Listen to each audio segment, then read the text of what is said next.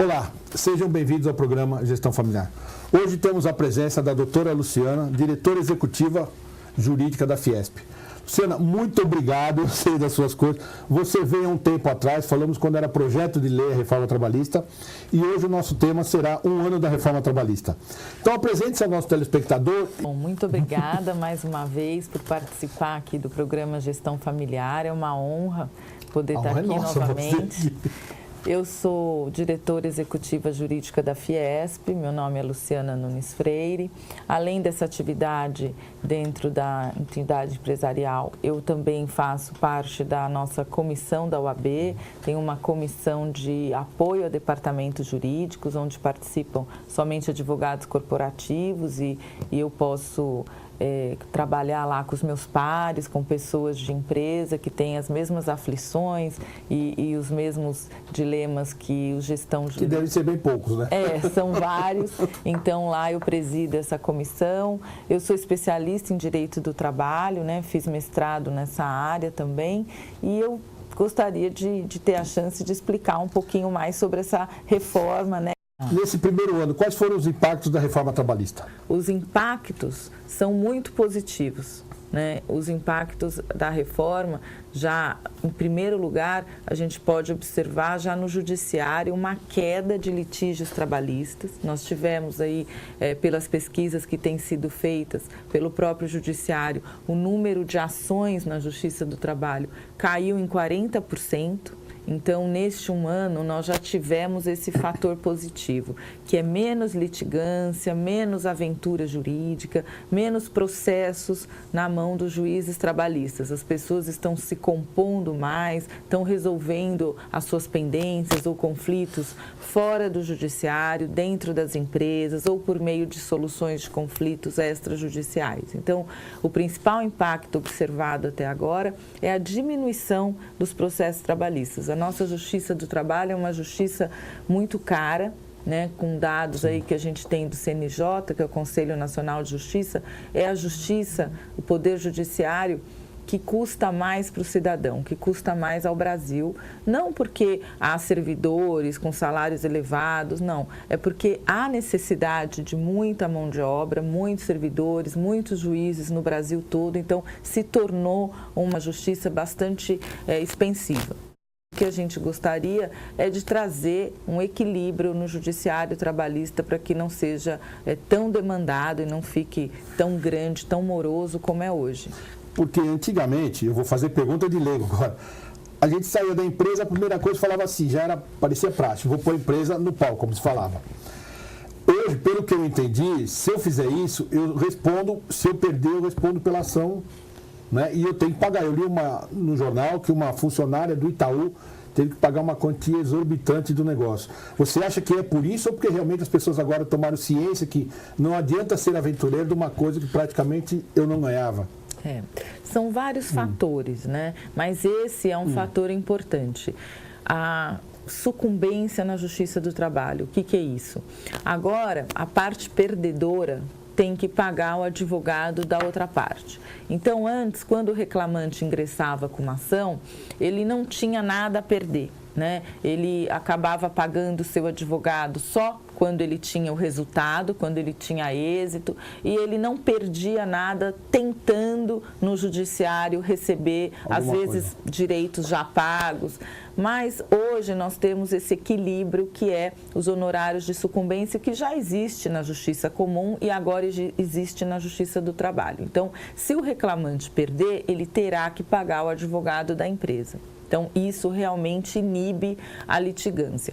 Então, se o reclamante pede vários direitos, a gente vê aquelas petições iniciais com várias folhas, pedindo várias coisas. Horas extras, almoço, sábado, domingo e tal. Ele vai receber o que realmente ele tiver direito e o que ele perder, porque ele já recebeu, ele vai ter que pagar honorários sobre esse valor.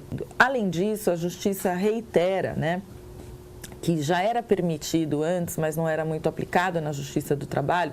A lei trouxe a litigância de má-fé, a penalidade, multa para a parte que mentir, para a testemunha que mentir. Então, não basta levar um colega para depor a seu favor, porque isso pode causar um grande prejuízo financeiro e até criminal para essa testemunha e para o representante da empresa ou o reclamante dos dois lados, né? Que mentir na justiça. A lei prevê punições. Então, essa, vamos chamar assim, entre aspas, de moralização na Justiça do Trabalho, inibe, né, aventuras jurídicas, mas também não tira do reclamante, do empregado, o direito de ir à Justiça se ele tiver alguma verba a receber, né? Mas aquela aventura, vamos, como você relatou, vamos lá que eu não tenho nada a perder, isso passou, né? As pessoas devem refletir muito antes de ir ao Judiciário. Outro fator que contribuiu para a queda também é a possibilidade que a lei reconhece de acordos extrajudiciais. Então, isso também é uma inovação. Você faz um acordo... Eu vou explicar. Você faz um acordo fora da justiça, dentro do RH da empresa, ou por meio de mediação, por meio de uma solução de conflitos extrajudicial, ou seja, fora do judiciário. E você pode, para ter mais segurança jurídica, levar esse acordo ao judiciário somente para homologação. Você não vai abrir um processo na justiça. Você vai levar ao juiz, olha, nós fizemos esse acordo, o seu advogado, o advogado da empresa, e o juiz analisa aquele acordo e homologa. Homologando este acordo, não cabe mais nenhuma das partes recorrerem a uma ação judicial. Então, não vai ter instrução de testemunhas, não vai demorar anos, a lei prevê que essa homologação deve ser feita em 10 dias pelo juiz. Então, há uma segurança jurídica nos acordos. Para os dois lados, então, Para os dois lados. Também outra forma interessante que a lei trouxe é o reconhecimento da arbitragem. A arbitragem é uma solução de conflitos fora do judiciário que pode ser feito por uma câmara arbitral ou mesmo diretamente entre as partes que escolhem um árbitro. A arbitragem, ela foi colocada na lei somente para trabalhadores que a doutrina tem chamado de hipersuficientes. São hipersuficientes, eu vou te explicar, são aqueles que não precisam tanto da tutela do Estado. Por quê? Eles são autossuficientes, porque são pessoas que têm diploma universitário, são pessoas com salário mais elevado, com uma atividade mais intelectualizada. Então, esse tipo de trabalhador que a lei estabelece que ganha mais que 2 tetos da Previdência, que dá mais ou menos R$ 11.400, quem tem um salário superior a isso não precisa mais se socorrer do judiciário.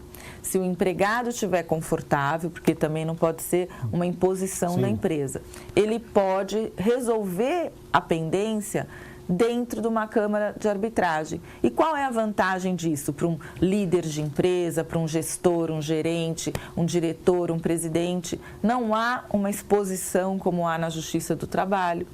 A arbitragem, ela é sigilosa. Na Justiça do Trabalho existe toda uma publicidade. Você acabou de contar um caso que você leu sobre o Banco Itaú. Dentro de uma empresa, dentro de uma câmara, isso fica sigiloso. E a arbitragem, ela é muito mais rápida do que o nosso judiciário. Então, também foi reconhecido essa inovação que em outros países já funcionam muito bem, que é a arbitragem trabalhista, e aqui no Brasil ainda não era permitido. Se eu só te fazer uma pergunta, você estava falando, por exemplo, eu sou do RH, sou o diretor de uma empresa, eu vou fazer um acordo no RH. Se eu só fizer no RH, para mim está ok, eu sou obrigado a ir para a justiça ou eu posso homologar diretamente no RH e caso encerrado? Isso, você não é obrigado a ir à justiça e também não é mais obrigado a ir ao sindicato, né? Antigamente, na lei anterior, quem trabalhava mais de um ano para a mesma empresa tinha que ir ao sindicato para homologar, para carimbar as verbas rescisórias, o termo de rescisão.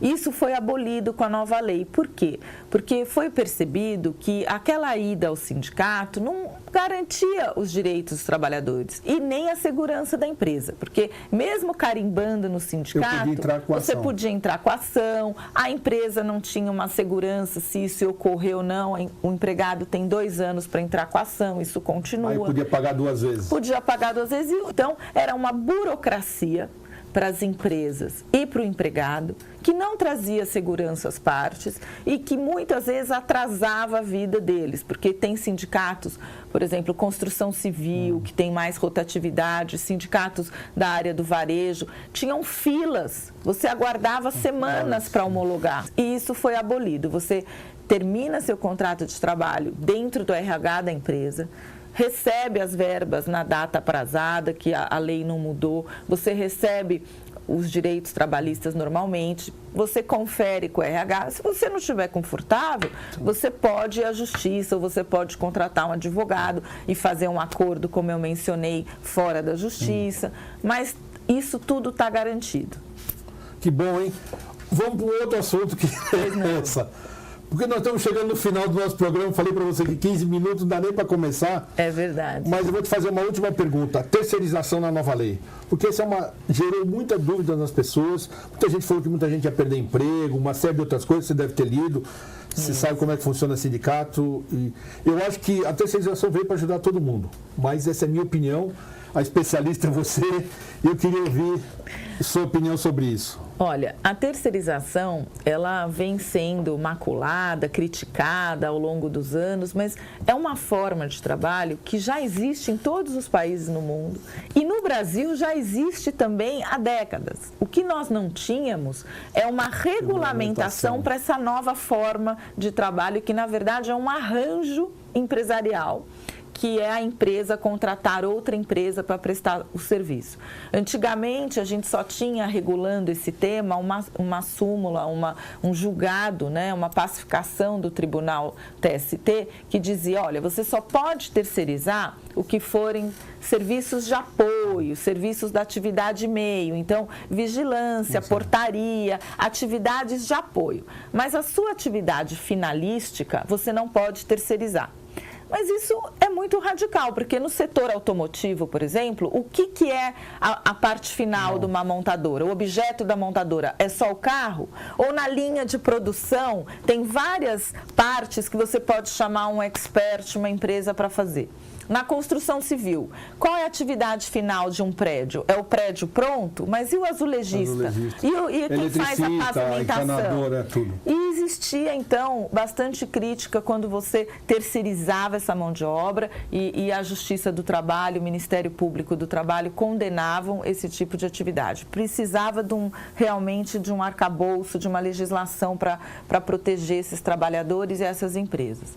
E a lei nova diz que a terceirização é legal, tanto da parte fim da atividade finalística quanto da meio. Deu aos terceirizados direitos que eles não tinham. Então, coloca ao terceirizado, por exemplo, que você terá direito ao ambulatório da empresa onde você presta serviço, que isso antes não era obrigado.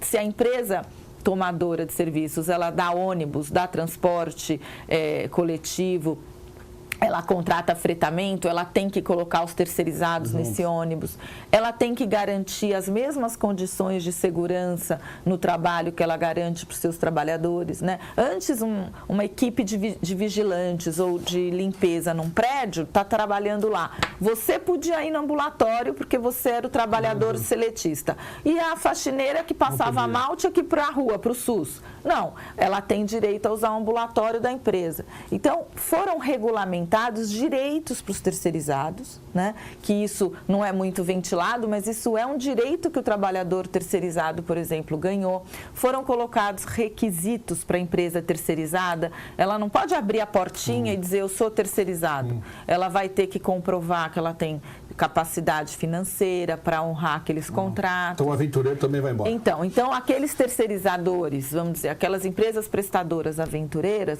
também vão ser banidas do mercado. Luciana, chegamos ao final. Quero te agradecer de coração. Um prazer, obrigada. Um livro de presente para você. Ah, obrigada. Você faz parte do nosso programa, assim como o Guilherme na Economia. Espero que a gente volte mais vezes no ano que vem. Quero te agradecer de coração, eu sei do seu tempo, tudo. Mas você deu um show. Muito obrigado, de coração. Foi um prazer. Foi um prazer é nosso estar ter aqui você com vocês aqui de novo.